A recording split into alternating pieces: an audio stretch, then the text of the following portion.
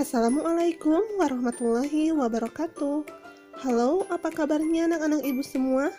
Semoga kalian semua berada dalam keadaan sehat ya. Kembali lagi pada pembelajaran ilmu pengetahuan sosial bersama Ibu Anissa. Pada pertemuan hari ini, kita akan mempelajari mengenai pengaruh perubahan ruang dan interaksi antar ruang negara-negara ASEAN yang diakibatkan oleh faktor alam. Sebelum masuk ke materi, kalian harus mengetahui apa tujuan pembelajaran hari ini. Tujuan pembelajaran hari ini adalah setelah mengikuti PJJ, peserta didik diharapkan dapat menganalisis pengaruh perubahan ruang dan interaksi antar ruang akibat faktor alam. Apakah kalian sudah siap untuk memahami materi hari ini? Jika sudah siap, mari kita mulai pembahasan materi hari ini. Kondisi alam dan kondisi sosial negara-negara ASEAN yang relatif homogen dan saling membutuhkan, memudahkan interaksi antara satu negara dan negara lainnya.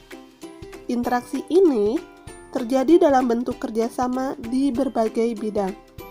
Ada banyak faktor yang menimbulkan berbagai bentuk interaksi antara negara tersebut, antara lain faktor iklim, faktor geologi, dan faktor ketersediaan sumber daya alam. Pembahasan yang pertama yaitu mengenai pengaruh perubahan ruang dan interaksi antar ruang yang diakibatkan oleh faktor iklim. Lokasi negara-negara ASEAN yang berada di antara dua benua, yaitu benua Asia dan benua Australia, yang menyebabkan wilayah ini memiliki pola arah angin yang berganti setiap setengah tahun sekali.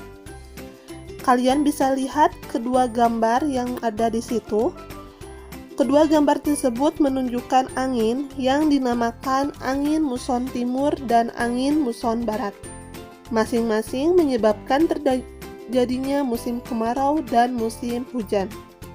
Iklim yang dipengaruhi tiupan angin muson dinamakan dengan iklim muson. Negara-negara ASEAN terkadang mengalami perubahan iklim yang tidak dapat diprediksi sebagai akibat adanya perubahan pola penggunaan lahan dan perilaku yang menimbulkan pemanasan global. Perubahan iklim ini memicu terjadinya bencana alam klimatik atau bencana alam yang disebabkan oleh kerusakan faktor-faktor iklim. Coba kalian perhatikan 3 gambar berikut ini. Gambar-gambar ini merupakan contoh bencana klimatik yang sering melanda negara-negara ASEAN, yaitu salah satu contohnya adalah banjir di Bangkok, yang kedua ada puting beliung di Haiyan, Filipina, dan yang ketiga ada kekeringan di Jawa Timur, Indonesia. Dalam menanggulangi bencana di kawasan Asia Tenggara, ASEAN melakukan kerjasama antar negara anggotanya. Contohnya yaitu kerjasama ASEAN dalam menanggulangi klimatik, yaitu ketika terjadi kebakaran hutan yang hebat di Sumatera, Malaysia dan Singapura atas nama ASEAN meminjamkan pesawat pemadam kebakaran. Kondisi iklim yang sama ini membuat negara-negara ASEAN saling bahu-membahu untuk saling membantu. Untuk selanjutnya yaitu mengenai pengaruh perubahan ruang dan interaksi antar ruang yang diakibatkan oleh faktor geologi. Berdasarkan faktor-faktor yang berkaitan dengan kondisi geologi, seperti kondisi tanah dan batuan penyusunnya di bumi, negara-negara ASEAN berada di daerah tumbukan antar lempeng. Coba kalian amati gambar berikut ini, yang menunjukkan posisi lempeng di wilayah negara-negara ASEAN. Berdasarkan faktor yang disebabkan oleh faktor geologi, negara-negara ASEAN dikelilingi oleh 3 lempengan yang saling bertumbukan dan dilewati oleh cincin api atau persebaran gunung api. Pergeseran lempeng yang bertumbuk ini mengakibatkan terjadinya bencana geologis seperti gempa bumi, tsunami, dan gunung berapi. Setidaknya 4 dari 11 negara ASEAN, yaitu Indonesia, Malaysia, Thailand, dan Myanmar, pernah mengalami kejadian gempa yang merenggut korban jiwa sangat banyak. Kondisi seperti itu menyebabkan negara-negara ASEAN saling bahu-membahu untuk membantu korban dari kejadian gempa tersebut.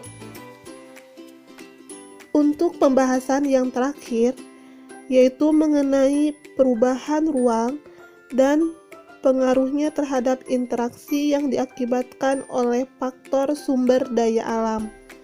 Pernahkah kalian mengamati daerah tempat tinggalmu? Apakah ada sesuatu yang dimiliki oleh daerah tempat tinggalmu yang tidak terdapat di daerah lain? Kondisi yang kalian rasakan sama seperti ketersediaan sumber daya alam yang ada di negara-negara ASEAN. Sumber daya alam tidak hanya berupa barang tambang ataupun pertanian.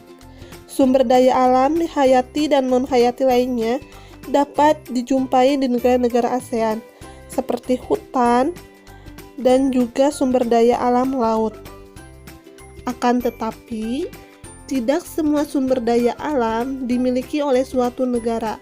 Oleh karena itu, untuk memenuhi kebutuhannya, negara-negara anggota ASEAN melakukan pertukaran sumber daya alam dalam kegiatan jual beli atau ekspor-impor sebagai bentuk interaksi sosial antara negara-negara ASEAN. Nah, anak-anak, itulah materi yang kita pelajari untuk hari ini. Untuk selanjutnya, silakan kerjakan tugas LKPD yang akan Ibu kirim. Selamat mengerjakan, sampai jumpa lagi di pembelajaran IPS selanjutnya. Wassalamualaikum warahmatullahi wabarakatuh.